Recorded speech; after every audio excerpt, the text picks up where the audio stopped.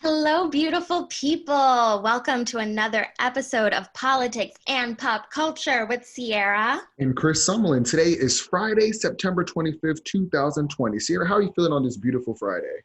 I am feeling good. I'm feeling rested, meditated, just ready to get into it with you, Chris. I love that. If this is your first time ever checking out an episode of Politics and Pop Culture, be sure to subscribe to our show. We do new episodes every Monday, Wednesday, and Friday. We're on Google Podcasts, YouTube, so many different platforms. So just subscribe and support and let Yes, us know what you think of the please. show. And share with your friends and Yeah. comment below. Be a part of the conversation. Test out your brain. What do you think about what's going on in the world?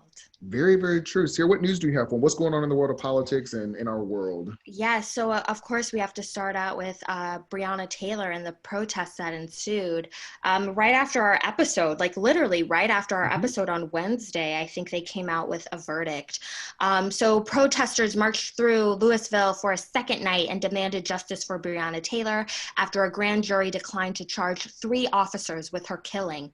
At one point, dozens of demonstrators in Louisville veered off the march route and confronted a group of people dressed in military-style outfits and carrying rifles.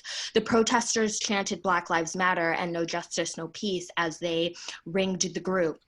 Other members of the march eventually called the demonstrators back to the protest. What you need to know, more than 6 months after Taylor was shot to death after Louisville police officers broke down the door to her apartment while executing a warrant, a grand jury decided to indict only one of the 3 officers involved on first-degree wanton endangerment charges. The charge applies to the risk put on Taylor's neighbors, but does not aim to hold the officers responsible for her death. Now, Taylor's family wants Kentucky Attorney General Daniel Cameron to release transcripts of the grand jury proceedings, according to family attorney Ben Crump. Crump told CNN's Anderson Cooper tonight that they are demanding that the transcripts of the grand jury proceedings be released so we can see if Breonna's voice was ever put forth before that grand jury. What do you think? Well, I think we have been following this case so closely as a culture Mm-hmm. between basketball players, artists. I mean, even Beyonce wrote a letter to the Attorney General. Everyone has opinions on the Breonna Taylor case, and I think people were hoping that we would get some justice. We're in a new day where everyone's a part of the political conversation, and the fact that this woman is dead, not Mm-hmm. shot, not her home was destroyed. This woman is dead, and the fact that they gave them a settlement for $12 million, but still didn't press charges, that seems incongruent to me. Because if you're going to Mm-hmm. give a settlement, what are you settling? So I Yeah. think that that to me is that some type of level of admission of guilt. And this is just very, very unfortunate that this Black woman is dead.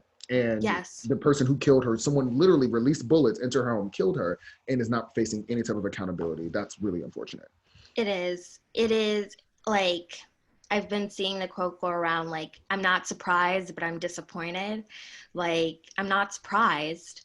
But of course, like we all have hope and optimism that justice will be served and the right thing will be done. I mean, that's the American system, right? That's the way it's supposed to go. So of course we think like due process and everything will go how we think it should go. But then no surprise that it doesn't, that, the system has failed us yet again. I can't say I'm surprised, but just disappointed. Yeah. Um, And who do you consider to be the bad? I understand that the grand jury made the decision, but a lot of people are really frustrated at Attorney General Daniel Cameron. Do you have any thoughts on yeah, him? no. I don't get him, and I don't want to try and like spew like I know exactly like what's going on in his head or what system he's trying to work with or overthrow or comply to. I don't know where his head is at, but um I just don't see him being an activist for Breonna Taylor. Mhm. um For prosecuting the case. Exactly. And so I'm just like, what are you doing and for whom are you doing it for? Like, are you really for the family of Breonna Taylor? Do you actually want justice for this case? And me just thinking the best in people, what, like, did they actually release all of the facts? Like, what do, do they know something that we don't know? Like, what is really the truth? And that's what I don't like, when people can have 100 different versions of what actually happened. That just, it's so icky to me. And so I want to read the transcripts as well. Like, Mhm. I want to know what happened. I like facts. That's what I want to know. But still, regardless, we know what happened. She was shot dead, okay? And she died. And so somebody needs to be held accountable. And Absolutely. I feel like they were trying to make the no knock the reason why she died. No.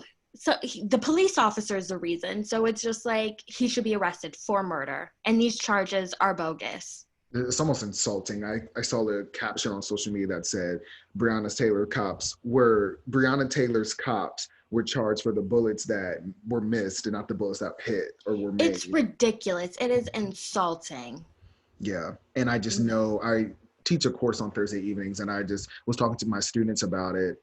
And everyone's affected because they just feel like I don't matter. Like, my life could be taken away from me. Like, that's the Mm-hmm. narrative that's being permeated throughout culture, is like, people can do whatever they want to. They can come up in your house, they can shoot you up and completely get away with it. And I think, even though I don't think that's the truth, it's unfortunate that that's the narrative and messaging that people are getting. It's really sad. It really is. Yeah, I agree. And it's just the rhetoric. I had this revelation earlier in the year when I was reading the controversial novel American Dirt that was on Oprah's book club. And just about an immigrant story. I've never, not to go off topic here, but it just, needless to say, it just made me think, like, don't be so ignorant that you see something happening over there and you think to yourself, that could never happen to me. Like, it can, if it's happening over there, if it's happening in Mexico, if it's happening to Black women, don't be so ignorant to just think that you're protected by these imaginary rules or by your paycheck or anything like that. If you see it happening, if humans are capable of doing it, it can be done to you. It could happen to you. And so don't have this facade up. And then also, I'm just at this weird intersection where it's like, we have Black women in media, in culture, being praised, being awarded for their talents, for their greatness, for being smart, just at these high platforms in society, right? So you have that one image, but then you also have the reality of, still, even with the awards, even with the money, even with, white people trying to emulate and cultural appropriate, you still have no justice Mm. in the American system. So it's like this interesting dichotomy. It's like, what are we working for all this money, all this fame, all these accolades, but still, you won't see your day in court or be fairly represented. So I just think it's just an interesting dichotomy of just like how the image of Black women is just so robust, how we can be at the highest of the high, but then like the lowest of the low. So I was just thinking about that. And it's unfortunate. And I know that I remember reading something about like the FBI doing another investigation. Like, I don't think it's Yes. over. So I'm hoping that something will resolve from the situation that's positive. It'll make us all collectively feel better, have some hope. And we'll be Mm-hmm. following this story very, very closely. Yes. In other news, President Trump really sparked fresh anger and disbelief on Thursday after he refused to commit to a peaceful transfer of power. He quoted, "Well, we're going to have to see what happens," Trump told supporters at the White House on Wednesday evening before renewing a baseless complaint about mail-in ballots. He said, "Get rid of the ballots and we'll have a very peaceful, there won't be a transfer. Frankly, there'll be a continuation," he said, referring to voting by mail instead of in person during the pandemic and his chances of re-election. It was one of Trump's most stark and chilling warnings, yet that he has no intention of conceding defeat to Democratic rival Joe Biden in November, raising fears of weeks of chaos and even Inauguration Day in January of 2021 that could see both men expecting to be sworn in. I think it's really unfortunate that our country has been running for hundreds of years, and Donald Trump, this is what dictatorship is. I read a book by Timothy Snyder called On Tyranny, and he talks about how, like, Hitler and these really powerful tyrants, it doesn't start off one day they're just a dictator. It's the little, it's Right. the dehumanizing of the press, and starting these chants and chipping away people's freedom, controlling the mail-in ballots. Like, there's so many ways that where you get to a dictatorship and get to creating a tyrant. And I feel like Donald Trump is bad for our democracy, because him even saying stuff like just take your L gracefully. You don't have to say that, even if you do feel that way. But this whole notion of I might not leave, or this isn't going to be peaceful, it's quite scary. Yeah. And it's just, he tries to spew out like, we don't want to be socialists, we don't want to be communists when it comes to voting for Joe Biden. But then it's like, but you're pushing this fascist authoritarian. So then it's like, are we still choosing the one or the other? And then after all of these years of American democracy, like, is this what it was always leading up to? You know what I mean? Right. What was Like, the intent from day one? exactly. Was this white privilege, was it always just going to lead up to this catalyst of white privilege being personified by Donald Trump?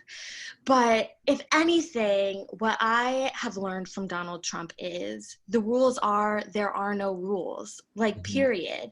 Like, he is throwing away the rule book. He's just nothing applies to him. He can do whatever he wants to do. And he'll say that, the Constitution can be interpreted in many different ways. And so you can interpret it how you see fit for your agenda. And so he's not playing by any rules. He is not going to do anything by the old guard or the old standard. He is going to do whatever he wants to do. And he has said this. So therefore, nothing he does should surprise us anymore. He is going to play the hard game, his game, and not listen to anyone, listen to his followers, and do what he wants to do, like Yeah. he's done.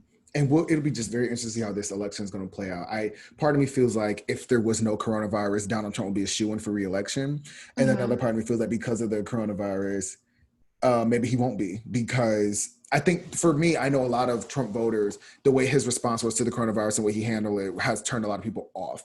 So I'm Yeah. interested to see, will the coronavirus hurt him because it turned a lot of people off, or will it help him because he can twist the election? Like, it's not like we're just doing a standard traditional Right. election. So I just will be interested to see how this is going to play out. And so he said, because he did like a 16-minute debriefing with Fox News or something, and he said, this is on CNN Politics. Trump also said he felt the U.S. Food and Drug Administration might be politically motivated to delay the approval of a coronavirus vaccine.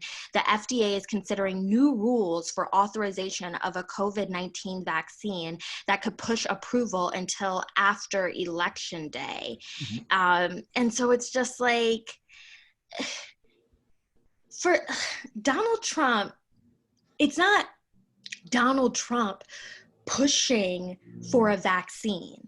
Everyone is pushing for a vaccine. Everyone wants a vaccine. You know what I mean? So this rhetoric that Donald Trump is the only man who's going to get a vaccine in a timely situation, if Joe Biden was elected, I don't understand why he wouldn't want a vaccine. You know what I mean? So it's kind of like this messaging, like, I'm going to give you guys a vaccine. And it's like, if the FDA has a vaccine, I don't think they would be politically motivated to hold the cure that could save lives. I don't want to think that way. You know what Yeah, I I agree. I mean? think people just want to make sure that it's done safely, because it looks really, really bad when you're pushing for a vaccine before election day. So you can kind of turn things around and make it seem like you're the savior of this country. And to rush a vaccine that people are going to be injecting into their body is very, very dangerous. So I Yeah. think he could probably say, oh, well, they're politically motivated, when I think they're just like humanly motivated for hoping that everybody's going to be okay. So I'm really interested to see how this will play out. Yeah. Me too. Me too. But yeah, the rules are, there are no rules. But the thing is, it's like only some people are going to get held accountable. And it's usually the Black and brown people who get held accountable and get the brunt of things. But people like Donald Trump and what's that officer's name? Brett Hankskin. the rules don't apply to them. They can do whatever they want and they can walk free and keep all their money. And so it's like in the court of public opinion, I feel like these men have already been tried, but under the eyes of the law, you know, the rules don't apply. Yeah. And I don't know. How are you feeling about the future? Like, do you feel like we're going to be okay no matter what? This is scary. It is. I am not, I'm not a doomsday girl. I am not the world is ending type of girl. I am not, that's not me. I am very optimistic and positive towards the future because I think it is something that we can create, that we can manifest. And so I'm just going to do all that I can do to manifest the future that I want. I don't like the world is ending, the world is ending. But then again, that's just from where I sit and from the life I've lived. You know what I mean? Right. So I am going to stay positive and optimistic and work hard and be empathetic and understand that this can turn out a bunch of different ways. But all I know is that like I woke up this morning, and I was blessed to wake up this morning, and I'm thankful for it, and I'm going to be happy about it, and I'm going to do what I need to do to make the most out of this day because it's here and I have it. So that's how I look at it. And so regardless of what happens in November, as long as I keep on waking up, doing the work, having a good mindset on it, I think good things have to get done. Yeah, because I think that's in life. Like, one thing we talked about in the last show was how culturally we go through waves of like, oh, this is the end. Like, Y2K, we thought that was the end. People thought 9/11 was the end, and how we've gone through hard times. And like, remember when the whole world shifted after 9/11 and like TSA was like a whole new thing. Like, we've gone through hard times as a culture before in our lifetimes alone, not even talking about on a global 100-year decade. Like, even just in our 20 plus years of life, we've gone through horrific things and we always make it through it. We're resilient as human beings. And I think if we just keep that perspective, regardless of who's in office, regardless of whatever's going to happen, I think we're going to be okay. Yes, yes. And then, but also on the flip side, realizing that for 200,000 people, this was the end. So also like keeping that in mind that it was the end for a lot of people. And even with like the forest fires, that life in trees and in the earth has been burned down.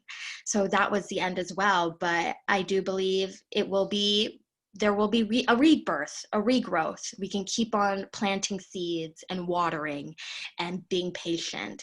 I was thinking otherwhere, like how can we be patient and urgent at the same time, Yeah. How can we like push for urgency and realize there's a need, but then also be patient with results and with actual changes. So, yeah.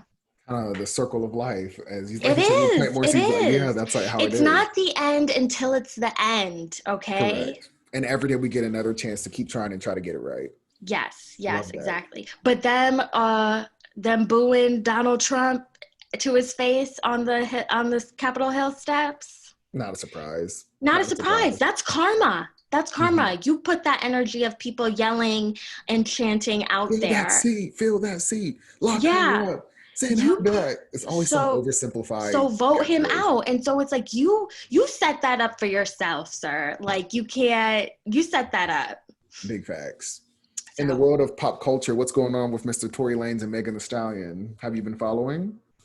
yes, unfortunately, I have never been a Tory Lanez fan. Who is this man? I do not know him.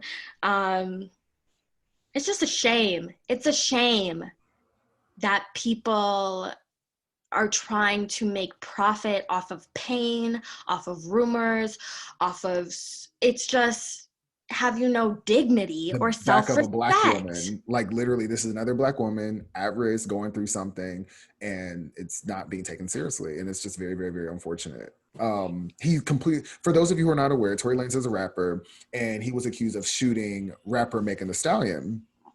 And everyone was aware that Megan Thee Stallion was shot. We saw the photos of her like literally walking with like blood in her feet. Like we know all of those things. And now Tory Lanez is denying the fact that he shot her, just completely denying it. And I, like you're saying, I don't know who Tory Lanez is. Like Megan Thee Stallion is the way bigger star. I think she's a good person. I really like following her on social media.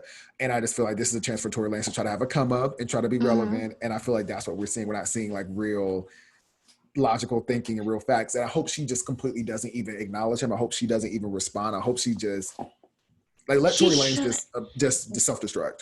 And it's like the media, like some hip hop media outlets are like, this is the last story we will ever do on Tory Lanez. Like, you shot her. Like, what? It's just the nerve. And it's just like, it's a reflection of himself. You know what I mean? Like, do you really have no respect for yourself, for how you're looking out here in these streets? Like, do you hate yourself that much that and do you hate Black women that much that you would completely diminish not her claim and shoot her in the first place? Like, why did you even have a gun in that situation? Why do you have a gun? And is he going to face charges? Like, where is the criminality and accountability there? She didn't. So she, in protection of her own life, she did not tell the cops that there was a gun that they had a gun to protect everybody in the situation, including her. So I guess she should press charges, but she wasn't even gonna out him. She wasn't even gonna out him in the first place. She wasn't gonna say anything about the situation, but then it was him and his people that kept on keeping up this Tory Lanez is innocent and coming for her. So they kind of forced her hand, but it's like she wasn't even going to call him out, you know? So I think she just shouldn't do anything else. I agree. And I'll be interested to see how this story unfolds, but I'm hoping that they'll wrap it up and that they won't give him any more of a platform at all. Yeah, I agree. It's just, what are y'all doing? It's people are dying. Breonna, like, you could have came out with I love Black women, I apologize. Like, if you really meant it, like, you could have, like, once again, you made a mistake, and how are you making amends for this mistake? Like, where are you taking responsibility? And that's not in a text message, because he like texted her and apologized for it and tried to say that he was drunk. Awful. That's not an excuse. I hate when people use like, oh, I was drunk as an excuse. Like, that doesn't excuse your poor behavior. Like, you made a decision, you made a choice, and you need to be held accountable for that. Yeah, I'm hoping that Megan Thee Stallion will not say anything. Don't do a diss track. Don't give this man any more publicity. Let him wither away like many people do and cancel him immediately. And it's funny because I'm not even with cancel culture, but I always say when people show you who they are without remorse or reconciliation, they need to go. Yeah, because and you can't give platforms to these people who are just awful. Awful people. And it's like, and they were at Kylie Jenner's house. So I bet you Kylie ain't even going to say anything. He is bringing up Kylie Jenner's name. And it's just like, she's just, you know, where is Kylie during all of this? Because she has a lot of Black friends, you know, she has a Black child. And it's like, where is your activism? I don't put any of these celebrities on a pedestal. I don't expect anything from any of them. Like, they're people, you know? And I think that's also kind of how I look at things. Not that I don't have high expectations for people, but I think we just need to lower our expectations of celebrities, because they are just people trying to figure this whole thing out. And so, often very unintelligent people. Yeah. Because they don't have to be. Why? If I can make millions doing this, you know, why would I have to test my intelligence, you know? I completely agree. And this is very, very interesting. But we will see. Are you going to be watching the debates? I understand the debates are coming up. I'm nervous, but yes. I think it'll show us a lot. I like I said to you last time, I don't think there's anyone who isn't sure who I don't know, but believe that there's anybody out here that still kind of don't know who they're voting for. I think people pretty much have it. I think they know what they're standing for, how they plan to vote. Exactly. I don't think the debate is going to shift anything. Even if we look at the Democratic primary debates, like, we knew, like, like Joe Biden did not perform the strongest by Mhm. far. Like was And arguably probably here one of the he weakest people is. to win, and he ended up beating out Julian Castro, Marianne Williamson, Pete Buttigieg. What was the gentleman's name? Beto O'Rourke, who I thought Mhm. was going to be it. Everybody was rooting for him when Oprah was endorsing him, and Is it bad to say that I kind of missed that time? it was a good time. That's back before the coronavirus. I was back when life was like, Yeah, cool. when you had all of this beautiful representation on the stage and really believing with their gut that they could be president of the United States, and here are the I thought it reasons was going to be Elizabeth why. Warren. I really like her message was resonating with a lot of people. She made it far. Made it very far, I would say. She was a top tier candidate. I don't know what shifted for her. What shifted for her? Oh, I don't think when people didn't like when her and Bernie got combative with one another, when he was, I think you called me a Mhm. liar on national. Yeah, I think that was bad. I remember Yes. that kind of hit her because she had a lot of, there was one point where Elizabeth Warren was like the star candidate Mhm. for a Mhm. while. And I remember thinking that Joe Biden was going to bail out until Super Tuesday came. And then he just ended up getting all of those delegates. I was just like, what? Yeah. And that's that, $500 million campaign right there. Hey, y'all make sure It's y'all get informed and get voting because there's a lot at stake. I'm so excited to vote. exactly. So Get excited to vote. informed, go on their websites, read the policies. It's like, because all of these news stories are going to come out, right? They're going to be doing crazy stuff. And, the DOJ and the FBI, they're going to uncover, secret things that Biden's family is doing, that Trump is doing. There's going to be so many news stories. But at the end of the day, read the policies, read what Trump is actually signing into law, what Biden actually wants to push through, because that's what's going to happen. Regardless of all of the media, regardless of the news, regardless of what everyone's saying about each other, what they're signing, what they're writing, and what they're promising you on their websites, that's what's going to happen, and that's what we can hold them accountable for. So I know for me, at the end of the day, I read what Joe Biden wants to do, and I agree with that. And I read what Trump wants to do, and I don't agree with that. Point blank, period. Get You informed. know, the end of story. So get informed. Please, everyone, vote, register to vote. Register to vote, have these conversations at home, get active, get informed, get excited because it is Mm-hmm. exciting. That's a perfect way to end the show. Like I love that messaging to people. We'll Yeah. see. This was always great. I always enjoy our conversations. Yeah. This Did is you want to leave episode. the people with any positive things? Yes, I guess in this time of everything that's going on, like what you were saying earlier, focus on what you can control on the individual level. Do not get so wrapped up in pop culture, in the media, and political culture that you lose sight of what the good is in your life, like what you can Mm-hmm. control. What, like you said earlier, I'm just grateful that I woke up this morning and I feel blessed. Focus on the small things in your life that are positive and don't get wrapped up in the public cultural demise because it can cost you your mental health. So I just want to encourage everybody to, as much as we want you to get informed, also meditate on the good in your life and try to Yes. stay positive because you deserve it.